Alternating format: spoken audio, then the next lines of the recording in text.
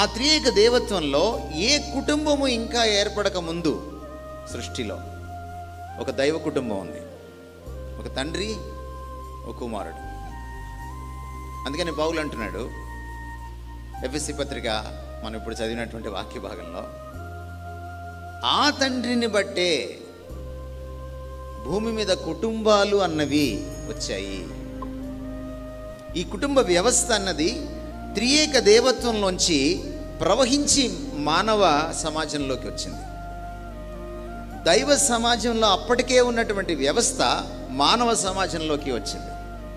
It flows from the very being of the triune God into the human society which God created.